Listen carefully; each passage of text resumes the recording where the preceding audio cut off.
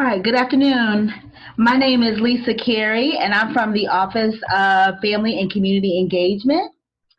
I'd like to welcome you all to tonight's webinar, and I will be speaking to you about the 5 love languages for children, and this is based on the book by Gary Chapman and Ross Campbell. At the end of the presentation, I will have it open for any type of question and answer session. I'm also letting you know that this time I am recording this session, and I will stop recording once we have completed the PowerPoint.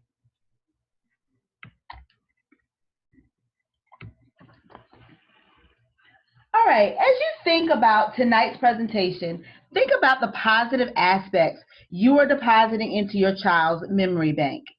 Keep in mind, you are already adding to the bank, but tonight, I want you to focus on how you can fill that bank with 1,000,000 more memories. Each day of our lives, we make deposits into the memory bank of our children, and this is by Charles Swindoll. You may ask yourself why I need to know my child's love language. Well, the answer is simple. Is your child ever suddenly moody, clingy, having behavioral problems, seeking unnecessary attention, anxious, withdrawn, frustrated, angry? Gary Chapman, one of the authors of this book, states that children receive love all the time, but emotionally. However, by discovering your child's love language, you help your child actually learn to feel the love. Understanding your child's love language is vital to your child's social and emotional well-being. We all experience and express love in the same 5 ways. However, everyone has one love language that is more dominant than the rest. By understanding your child's love language, you create a unique bond that adds to your child's memory bank.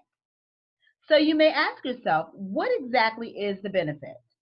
There are so many benefits to learning your child's love language, as I stated here a few, some of which also improves relationships with home, fosters better connection between home and school, helps in situations of divorce and separation, as well as military families leaving and coming. It also provides coping skills for children under stress and anxiety. As you know, we all live in an era where we're having a lot of social and emotional learning behaviors with most of our children, with a lot of our children. As you see here on the slide, I've listed just a few more examples.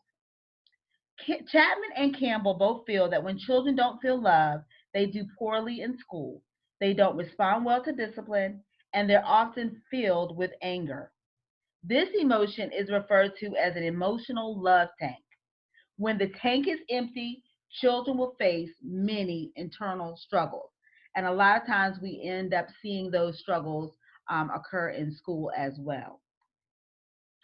So let's take a look at the 5 love languages.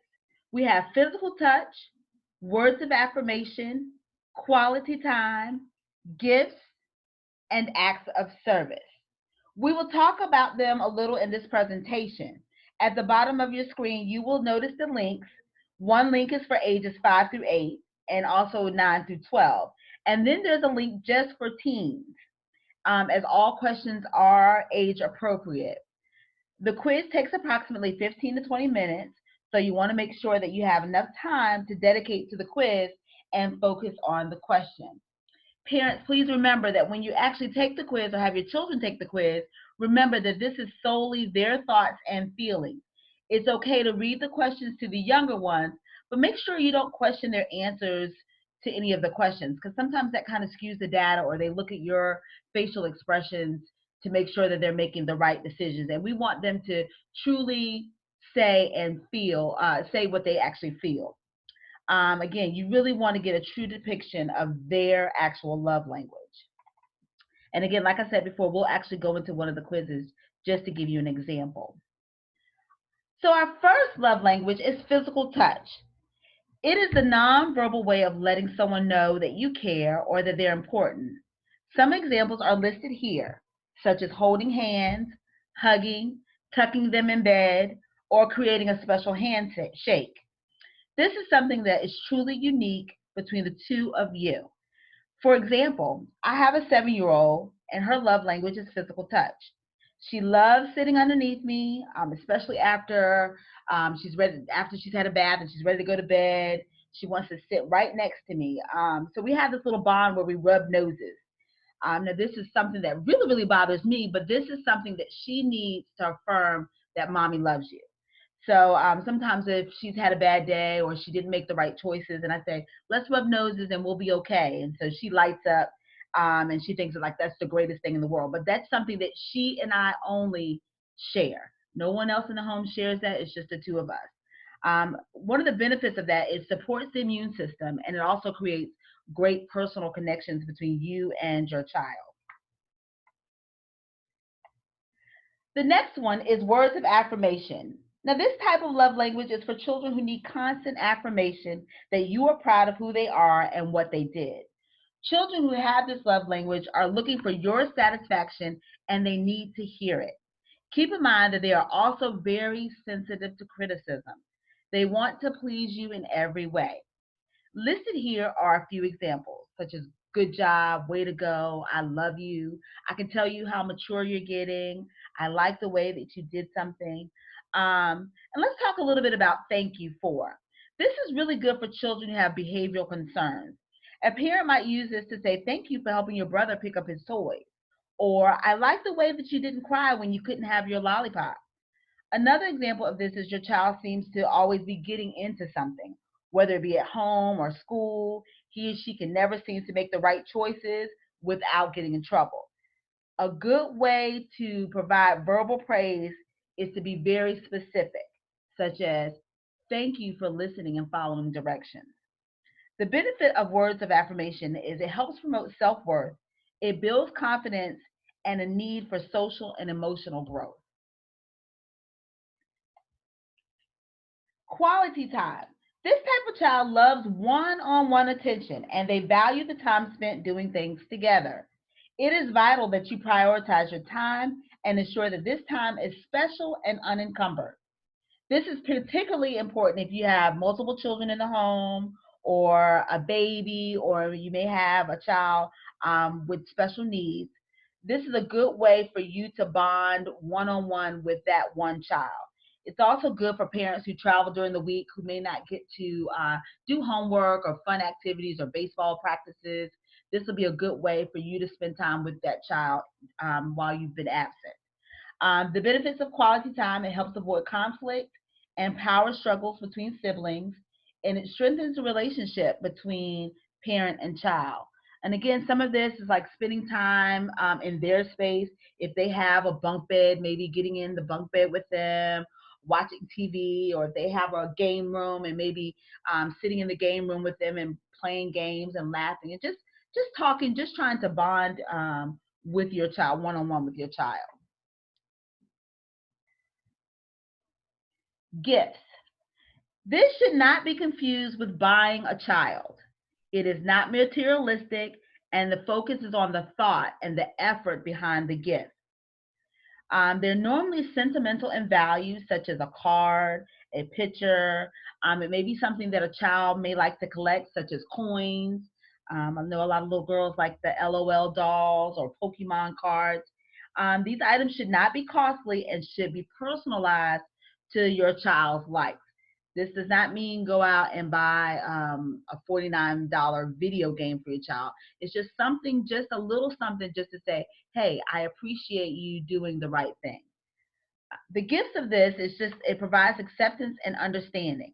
Children understand the thought behind the gift rather than the monetary value of the gift. And this is very, very important. That's why we say don't spend an expensive amount of a lot of money on purchasing items for this, for acts of gifts. Next, we have acts of service. This is when you do something meaningful for your child. It may require a little thought and time and effort. This means doing something a little out of the ordinary. Some examples of this is to surprise them with a special meal, doing the laundry, cleaning their room, helping them practice with their sport, going to their classroom or visiting for lunch. I know that's really big for a lot of little ones. They like to have their parents come visit for lunch. Um, and another example of this is I also have a teenage daughter at home, and we know teenagers hate washing dishes and folding laundry. So when my daughter does something really nice, such as helping her sister with her homework or maybe vacuuming the floor without being told, I on occasion will wash a load of her laundry and fold it, or maybe wash the dishes for the evening. She gets really excited about that. The benefits of active service teaches your children respect, citizenship. It encourages teamwork and togetherness. It's a great example of the phrase teamwork makes the dream work.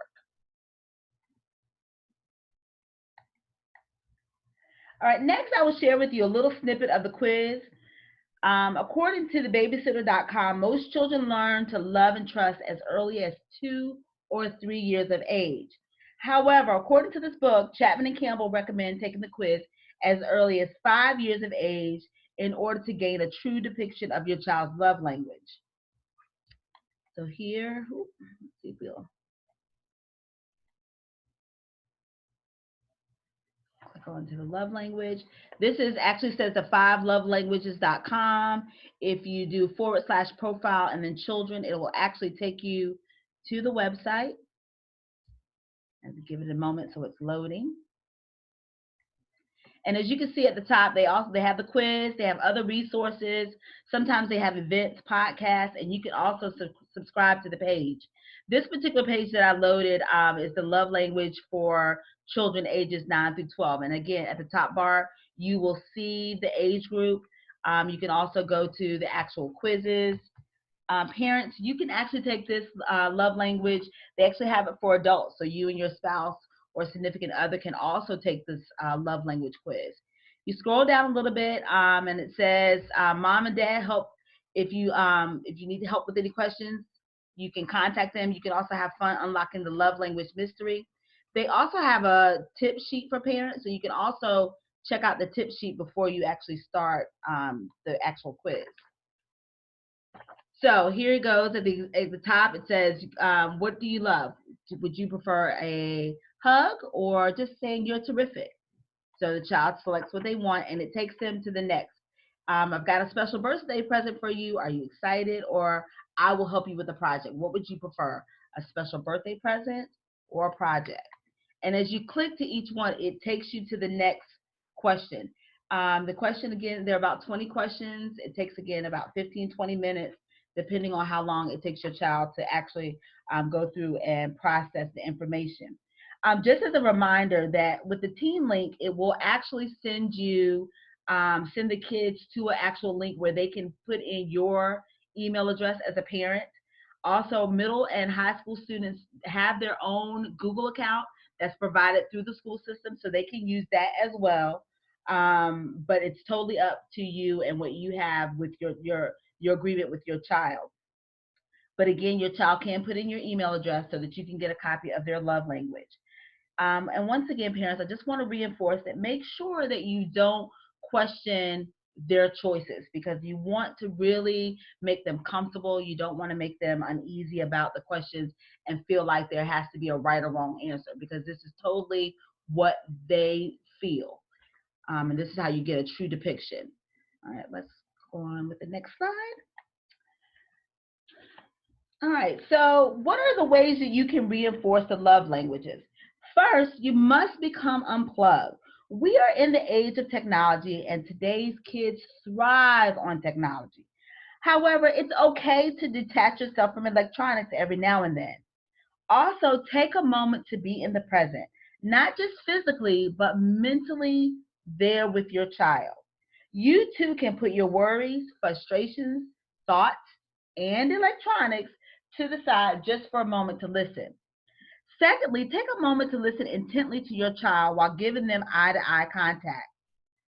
Make sure sometimes you want to take special time out with your kid, maybe a walk to the park. If you have bike trails, maybe go on a bike ride. Just something that just gives your child that one on one time. And I know that this is hard with the hustle and bustle of everyday life. But make it a point to do this at least once a week. I know that you could dedicate maybe a Sunday after church if you go to church, or if you have a baseball game or a softball game, maybe after that you could just do a little walk just to kind of detox yourself from everyday life. Also, Pinterest is really great for ideas and reinforcing loving behavior. All right, points to ponder. As you transition to this adding to your child's memory bank, remember these things. You have to communicate. Verbalize your feelings too, and have an open dialogue with your child. Let your child know it's okay to express his or her feelings. Be optimistic. Be hopeful. Good things will come of this. Make sure that you are positive. Nothing is ever achieved without trials and tribulations. Have patience. Be patient and understanding to your thoughts and your child's thoughts and feelings. It's very important that you're flexible. Give yourself time. Remember, Rome was not built in a day. So this process is a slow process. You do a little bit each day or each week, rather. And be forgiving. Remember to forgive yourself if you don't always get it right the first time. Your social and emotional well being is just as important as your child. Parenting is not easy. We do the best we can as parents.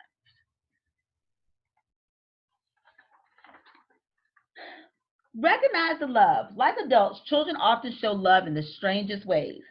If your child brings you breakfast and it's burnt toast or burnt pancakes or undercooked bacon, be appreciative and let them know that you're thankful that they went through the effort of actually providing you breakfast. When children sense you're upset and hurt, they usually like to cling to you. Don't push them away. Instead, embrace them and let that positive energy resonate within you. If your child writes you a love note, be careful not to correct the misspelled words. Read it and cherish the words.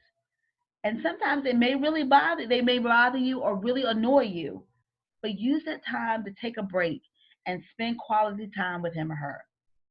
It may be that he or she may be needing emotional support and just not understand how to show it or to let you know. Lastly, parents, here's your challenge.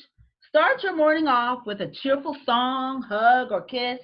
Sometimes I like to sing to my daughter. She hates my singing, but that's how we get up in the morning and that's how she starts her day. Leave your child love notes, maybe on the mirror or on the breakfast table, or maybe put something in their lunchbox or book bag. Make sure you give them hugs, kisses, and high fives when they leave and come home from school. That's really, really important because you set the tone for the day. Praise them for their efforts, no matter how big or how small. Ask detailed questions about their day, not just how was your day, but what did you do? What did you learn in math? What kind of math problems did you do? Did you do any writing? What did you write about? Things of that nature. And okay, it's okay every now and then to surprise your child with his or her favorite treat. Maybe a little pack of Skittles that you put in their lunchbox, or again, providing them with their little favorite little LOL doll. Something small and simple, just to let them know that you appreciate all that they've done. Well, that concludes our PowerPoint presentation. I am going to open it up for questions. Again, my name is Lisa Kerry. Here's my email address and my phone number. We're located at the Parent Resource Center, which is now the Office of Family and Community Engagement. Feel free to stop by. We're on Battlefield Boulevard. If you